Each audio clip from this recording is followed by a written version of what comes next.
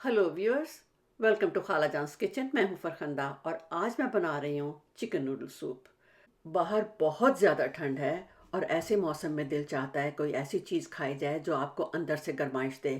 तो चलें शुरू करते हैं। तो चिकन सूप बनाने के लिए मैंने ये 3 पाउंड का चिकन लिया है। मैं इसका 1/3 हिस्सा इस्तेमाल करूँगी और ये मैं पूरा चिकन इसलिए ले रही हूँ क्योंकि मुझे हड्डियाँ भी चाहिए। मैंने 2 कप एग नूडल्स लिए हैं। आप अगर चाहें तो किसी किस्म का पास्ता ले लें।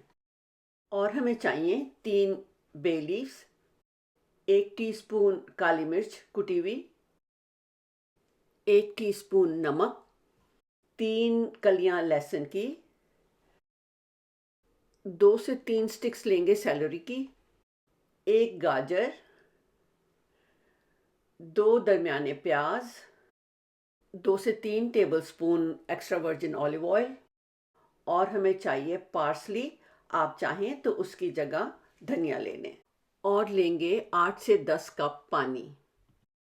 तो ट्रेडिशनली यही चीज़ें हैं जो चिकन सूप में जाती हैं, लेकिन मैं 2 चीज़ें और इस्तेमाल करती हूँ। एक तो है दालचीनी और दूसरा है अदरक। तो मैंने ये तकरीबन 1.5 इंच का टुकड़ा लिया है दालचीनी का और ये 2 इंच क्यूब लिया है मैंने अदरक का। चिकन के फ्लेवर को मज़ीद एनहेंस करने के लिए मैंने कनौर की ये 2 चिकन की क्यूब्स भी ली हैं और इन्हें मैंने आधे कप पानी में भिगो दिया था। सबसे पहले तो सब्जियों को तैयार कर लेंगे। गाजर को छील लेंगे, प्याज को छील लेंगे, जो सैलरी है उसका जो रूट का पार्ट है वो निकाल देंगे। पार्सली की टहनियाँ और पत्ते अलग कर लेंगे और पत्तों को भी बारीक चॉप करके एक तरफ रख देंगे। तो हमें ये जो सब्जियां हैं ना, ये 2 पोर्शंस में चाहिए। एक तो स्टॉक बनाने के लिए और एक फिर सूप के लिए। आधी सैलरी को मैंने बारीक सा चॉप किया है और बाकी आधी को बड़े बड़े चंक्स में।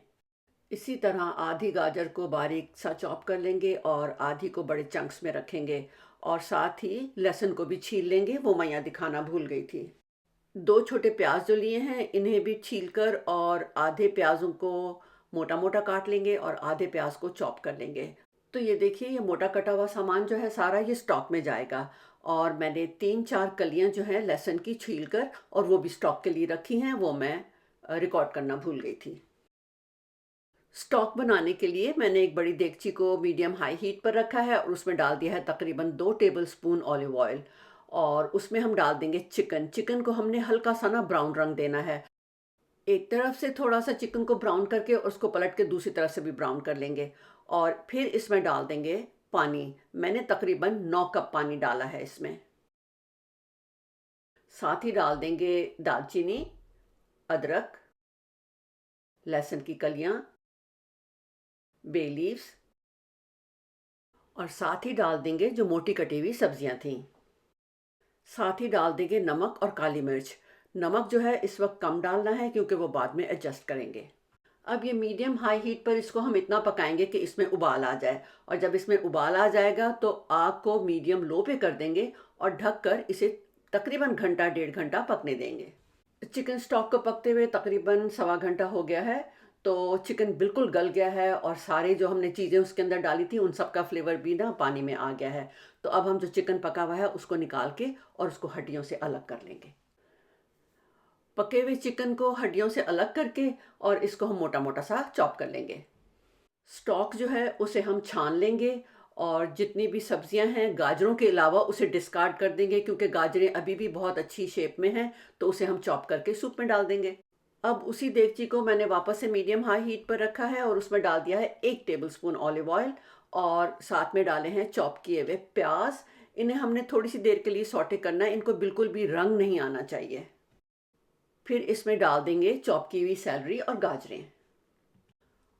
उन्हें भी तकरीबन 10-15 सेकंड के लिए सौटे करके और फिर हम इसमें अपना चिकन स्टॉक डाल देंगे। और अब हमने इसे इतना पकाना है कि गाजरें जब तक गल जाएं। तकरीबन इसको 20-25 मिनट लगे हैं और गाजरें गल गई हैं। तो अब इसमें डाल देंगे अपनी कनौर की क्यूब्स और साथ ही डाल देंगे श्रेड किया हुआ चिकन। सब चीज़ों को मिक्स कर लेंगे और इस वक्त मैंने इसका नमक चखा है। मेरे हिसाब से ये ठीक है। आप भी अपने टेस्ट के मुताबिक इसको इस वक्त एडजस्ट कर लें। और इस वक्त इसमें जाएगी पार्सली। अगर आप हरा धनिया इस्तेमाल कर रहे हैं तो वो इस वक्त डाल दें। और अब हम देखते हैं कि नूडल्स का क्या हाल है। जब तक सूप पक रही थी मैंने दूसरे चूल्हे पर एक देगची में 4 कप पानी डालकर उसे उबाल दिलवाकर और उसमें मैंने एग नूडल्स डाल दिए हैं।